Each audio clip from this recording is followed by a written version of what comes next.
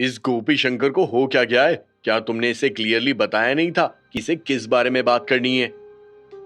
जब पीयूष चावला ने देखा कि गोपी शंकर अपनी और अपने परिवार की तारीफ करे बिना थकने का नाम नहीं ले रहा है, तो तुरंत ही गाज कैलाश चौधरी पर आकर लटक गई थी। जैसे ही कैलाश चौधरी ने पीयूष चावला की बात सुनी, वैसे ही ऑकवर्ड एक्सप्रेशन के साथ मुस्कुराते हुए बोला, मेयर साहब, मैंने उसे बोला था, शायद वो भूल गया। मैं अभी फिर से उसे याद दिलाता हूं। जैसे ही कैलाश के मुंह से ये शब्द बाहर आए, वैसे ही पीयूष ने कठोर अंदाज में कहा, समझाओ उसे। हमारा आज का मेन टॉपिक अलीबाग गांव में हो रहा है इन्वेस्टमेंट की पब्लिसिटी करना है, ना कि उसके और उसके परिवार वालों के अचीवमेंट्स की पब्लिसिटी करना। बेवकूफ इंसान, सारा खेल बिगाड़ रहा है। पीयूष की बात सुनकर तुरंत ही कैलाश ने अपना सर हिलाया और तुरंत ही एक ऐसी जगह पर जाकर खड़ा हो गया जहां से वो गोपी शंकर को अच्छे से देख सकता था।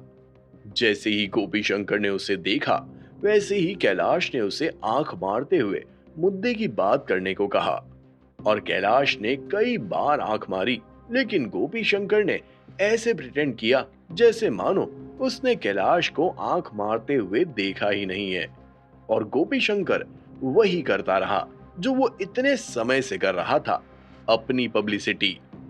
अभी अगर ये कोई छोटा मोटा इवेंट होता तो कैलाश गोपी शंकर को जोर से कोसते हुए उसकी अक्कल ठिकाने लगा देते, लेकिन कैलाश भी जानता था कि ये इवेंट कितना इंपॉर्टेंट है। इसीलिए कैलाश अपने आप को रोकने की कोशिश में लगा हुआ था। अंदर ही अंदर कैलाश का मन तो कर रहा था कि वो अभी गोपी शंकर के बाल पकड़े और उसे घसीटते हुए वापस घर छोड़ के आए। गोपी भैया, आज का टॉपिक गांव वालों को गांव और गांव में हो रहे इन्वेस्टमेंट के बारे में बताना है, अपने बारे में नहीं। जल्दी से मुद्दे पर आओ। जब आंख मारने से काम नहीं बना, तो कैलाश चौधरी ने जैसे तैसे अपने मैसेज को धीमी आवाज में गोपी शंकर तक पहुंचाया। लेकिन गोपी शंकर कहाँ रुकने वाला था। उसे तो अभी भी लग रहा था कि ये सब बताने से कोई फायदा नहीं होगा, अपनी बढ़ाई करने से ही असली फायदा होगा। मुझे लगता है कि यहाँ मौजूद सभी लोगों को अलीबाग गांव की हिस्ट्री, कस्टम और कल्चर के बारे में पता ही होगा। मैं कुछ भी डिटेल में एक्सप्लेन नहीं करने वाला। आज मैं आप लोगों को ये एक्सप्लेन करना चाहता हूँ कि कैसे मैंने इतने सालों इस गांव की और इससे पहले कि गोपी शंकर अपनी और ज्यादा तारीफ कर पाता, अचानक से उसने पीछे से एक जवान लड़के की आवाज सुनी। सरपंच साहब, बहुत हो गया। इतनी देर से आप बस अपनी तारीफ पर तारीफ करते जा रहे हो। क्या आपको शर्म नहीं आ रही है? उस जवान लड़के के मुंह से निकले शब्दों को सुनकर गोपी शंकर एकाएक चौंक गया था। जैसे ही उसने पीछे मुड़कर देखा, उसे एक जाना पहचाना चेहरा दिखाई दिया और उस चेहरे को नफरत भरी नजरों से देखते हुए गोपी शंकर ने मुंह खोलते हुए कहा, ओए लड़के, तुम इतने इंपॉर्टेंट ओकेजन पर यहाँ क्या कर रहे हो? मैं तुम्हें बता रहा हूँ, मेरे लिए आज का दिन एक इंपॉर्टेंट मिशन के बराबर है। अगर तुमने बीच में अपनी टांग घुसाई या फिर मुझे डिस्टर्ब किया, तो मेरे हाथों से आज वो पाप हो जाएगा जो अलीबाग गांव में पहले किसी ने देखा नहीं होगा। गोपी शंकर की नजरों में ही नहीं, बल्कि उनकी टोन में भी नफरत दिखाई दे रही थी। हालांकि वो अलग बात है कि गोपी शंकर के मुंह से निकले शब्दों को सुनने के बावजूद हमारे विराज जनरल साहब मुस्कुरा रहे थे। तुरंत ही विराज ने गोपी शंकर पर ताना मारते हुए कहा, गोपी शंकर, तुम्हारे लिए इंपॉर्टेंट मिशन का मतलब क्या होता है? ऐसे ऑडियंस के बीच में खड़े होना और अपने ही मुंह से अपनी ही तारीफ करना। हाँ, तो ये भी तो एक ऑनर की बात है। मुझे यहाँ खड़े होकर बोलने का मौका मेयर साहब ने दिया है। अगर तुम्हें इससे कोई तकलीफ है तो तुम मेयर साहब से बात करो, मुझसे ना टकराना। ये बोलते हुए गोपी शंकर ने एक बार फिर से विराज की ओर देखते हुए कहा, तुम तो वो एक्सकावेटर्स के मैनेजर हो ना? तुम्हारी इतनी हिम्मत कि तुम मुझसे बहस कर रहे हो, सरपंच से बहस कर रहे हो? क्या तुम जानते नहीं हो कि आज की सेरेमनी कितनी इंपॉर्टेंट है? ये बोलते हुए गोपी शंकर ऐसे बर्ताव कर रहा था जैसे मानो इस इवेंट का पूरा आयोजन उसी ने ही किया हो अगर विराज की जगह अभी कोई और होता तो शायद वो तो गोपी शंकर की बातों में आ भी जाता। इस समय इवेंट में मौजूद भीड़ को भी विराज के दर्शन हो गए थे। सभी ने विराज की तरफ पॉइंट आउट करते हुए कहा, एक बार हमें गोपी शंकर के स्टेज पर आने से कोई प्रॉब्लम नहीं है, लेकिन ये लड़का यहाँ पर क्या करने की कोशिश कर रहा है? दरअसल भीड़ में फुसफुसाहट का दौर शुरू हो गया था। हालांकि इस बार भी आवाजें सभी के कानों में पहुंच रही थी। हाँ, आज तो रिबन कटिंग सेरेमनी है ना, तो फिर ये सारा भाषण भाषण क्या लगा रखा है? लगभग 8 बज रहे हैं, लेकिन इन लोगों ने अभी तक इवेंट ठीक से शुरू भी नहीं किया है। विराज को देखकर इवेंट के ऊपर उंगली उठनी शुरू हो गई थी। मुझे तो ऐसा लगता है कि डायरेक्टर जिंदल यहाँ आने ही नहीं वाले हैं। शायद वो हमारे गांव कभी नहीं आएंगे। ये लोग हमारे साथ टाइम पास कर रहे हैं। मुझे नहीं लगता कि हमें अब और रुकना चाहिए। खाना खाते हैं और खिसकते हैं यहाँ से। दरअसल ये जो 2 से 3 हजार लोगों की जो भीड़ इकट्ठा हुई थी, वो सभी डायरेक्टर जिंदल से मिलने के लिए आए थे। उन्हें देखने के लिए आए थे, जिससे उन्हें उनकी थोड़ी जानकारी मिल सके। अब आप लोग सोच रहे होंगे कि ये गांव वाले डायरेक्टर जिंदल से क्यों मिलना चाहते थे। रीजन बहुत ही सिंपल था। वो सभी जानना चाहते थे कि उन्होंने कितने का इन्वेस्टमेंट किया है और उस प्रोजेक्ट का काम करने का उन्हें कितना रुपया मिलेगा, क्या उन्हें काम भी मिलेगा या नहीं। लेकिन अब जब उन्हें लगने लगा कि डायरेक्टर जिंदल यहाँ नहीं आने वाले हैं, तो वो खाना खाकर यहाँ से भागना चाहते थे, क्योंकि उन्हें लग रहा था कि गोपी शंकर बस टाइम पास कर रहा है। गोपी शंकर गांव का सरपंच था, इसीलिए उन लोगों को उसकी बात तो सुननी ही पड़ेगी, जो वो सुन भी चुके थे। लेकिन विराज जिंदल, वो यहाँ क्या करने आया था? गांव वाले फिर से एक हो गए थे और एक बार फिर से गोपी शंकर का पलड़ा भारी होता हुआ नजर आ रहा था। लड़के, क्या तूने सुना कि ये लोग तेरे बारे में क्या बातें कर रहे हैं? Simply they are putting you down. बोला था ना, मुझसे ना टकराना। ये बोलते हुए गोपी शंकर ने कड़क अंदाज में विराज को घूरा और फिर से अपना मुंह खोलते हुए कहा, अगर तूने मुझे और मेरे गांव वालों को ऑफेंड करने की कोशिश भी की, तो आगे फ्यूचर में तू अलीबाग गांव में एक सिंगल स्टोरी बिल्डिंग भी नहीं बना पाएगा। गोपी शंकर को अभी तक विराज की आइडेंटिटी नहीं पता थी। यही वजह थी कि वो लगातार विराज को नीचा दिखाने की और उसे धमकाने की कोशिश कर रहा था, क्योंकि उसे नहीं लगता है कि एक एक्सकवेटर के मैनेजर को इतनी इंपॉर्टेंट ओकेजन पर बुलाना चाहिए। और अगर बुलाया भी गया है तो आप आराम से भीड़ के साथ नीचे बैठो। ऊपर स्टेज पर आने की हिम्मत कैसे हो गई थी? गोपी शंकर नहीं जानता था कि वो अपने लिए ही सिचुएशंस को मुश्किल बना रहा था। गोपी शंकर, ये तुम क्या बकवास कर रहे हो? जब पीयूष चावला ने गोपी शंकर की बातें सुनी और उसका एटीट्यूड देखा, तो तुरंत ही वो बीच में कूदते हुए गोपी शंकर पर बरस पड़े थे।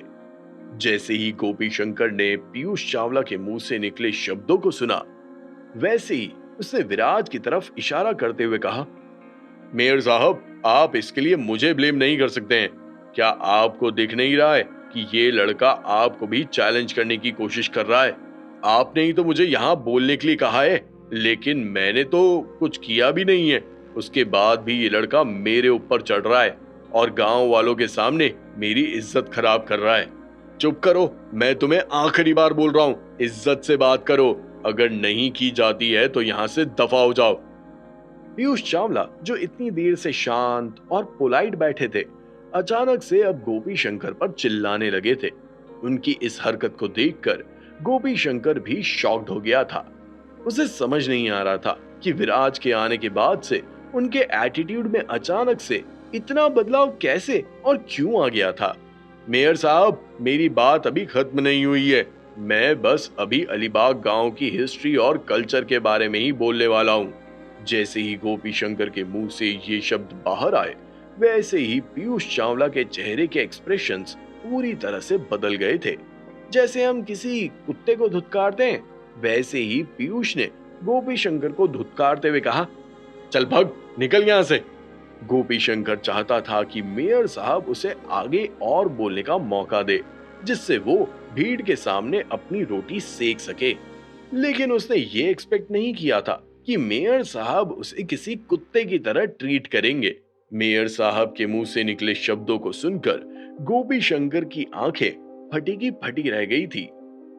दूसरी तरफ पीयूष चावला गोपी शंकर को नजरअंदाज करते हुए सीधा विराज की तरफ बढ़े और विराज को देखकर शालीन अंदाज में मुस्कुराते हुए अपना मुंह खोलते हुए बोले, आज तो आपने कुछ ज्यादा ही इंतजार करवा दिया।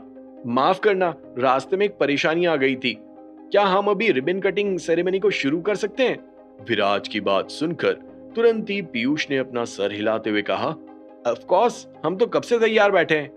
ये बोलने के बाद पीयूष चावला का ध्यान फिर से भीड़ की तरफ गया और 2 बार खांसने के बाद उन्होंने अपना मुंह खोलते हुए कहा, लीडर्स, रिपोर्टर्स और मेरे प्यारे गांव वालों, इंतजार खत्म हुआ।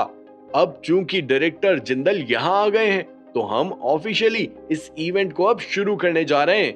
पीयूष चावला के मुंह से निकले शब्दों ने भीड़ में खलबली का माहौल पैदा कर दिया था। भीड़ में फुसफुसाहट बढ़ती चली गई थी। डायरेक्टर जिंदल, कहाँ है डायरेक्टर जिंदल? एक शख्स ने तुरंत ही पीयूष से सवाल किया। बिल्कुल सही बात है, मुझे भी डायरेक्टर जिंदल कहीं दिखाई नहीं दे रहे हैं। मेयर साहब, क्या आप हमसे झूठ बोल रहे हैं? कहाँ है डायरेक्टर जिंदल? पीयूष चावला पर भी सवाल उठना शुरू हो गया था। मेयर साहब, अगर डायरेक्टर जिंदल यहाँ नहीं आना चाहते हैं तो कोई बात नहीं, हम आपको उन्हें बुलाने के लिए फोर्स नहीं कर रहे हैं, लेकिन आप हमसे बिजनेस और काम की बातें तो कर ही सकते हैं ना। एक भाई साहब की बात सुनकर तो ऐसा लगा जैसे उसे डायरेक्टर जिंदल से कहीं ज्यादा बस काम और पैसों की ही पड़ी थी। सभी की बातें सुनने के बाद पीयूष चावला ने विराज की ओर देखते हुए ऑडियंस से कहा, मैं आप लोगों को बताना चाहता हूं कि ये लड़का ही डायरेक्टर जिंदल है जिसे आप ढूंढ रहे हैं। जैसे ही पीयूष चावला ने अपनी बात सामने रखी, वैसे ही एक पल के लिए पूरे मैदान में सन्नाटा पसर गया था। सभी लोग एक पल के लिए स्टंड रह गए थे। लेकिन तभी किसी ने अचानक से सवाल करते हुए कहा, मेयर साहब, इस तरह का मजाक हम सहन नहीं कर सकते हैं। कोई बात नहीं अगर आप डायरेक्टर जिंदल को यहाँ नहीं ला पाए, लेकिन इसका मतलब ये तो नहीं कि आप किसी भी कुत्ते और बिल्ली को डायरेक्टर जिंदल से रिप्लेस कर देंगे। बिल्कुल सही बात है, डायरेक्टर जिंदल ने हमारे गांव में इन्वेस्ट किया है, तो उनका वर्थ कम से कम 100 करोड़ रुपए का तो होगा ही। लेकिन ये तो एक गरीब लड़का है, इसका वर्थ तो 10 रुपए का भी नहीं है। जैसे ही दूसरे शख्स के मुंह से ये शब्द बाहर आती है, वैसे ही पूरी जनता के बीच में हंसी के गुलगुले छूटते हुए नजर आने लगते हैं। अरे, ये एक्सकैवेटर्स मैनेजर कब से बॉस बन गया? बाप रे, ये दुनिया तो वाकई में अनप्रेडिक्टेबल है, कभी भी कुछ भी हो सकता है। तीसरे शख्स ने भी अपनी राय रखी। लोग लगातार बात किए जा रहे थे और समय समय पर विराज का मजाक बनाते जा रहे थे। ये तो क्लियर था कि उन लोगों में से किसी को भी पीयूष चावला की बात पर यकीन नहीं हो रहा था और उन सभी लोगों को लग रहा था कि पीयूष चावला उनसे मजाक कर रहा है। तुम सब चुप हो जाओ, बकवास बंद करो अपनी।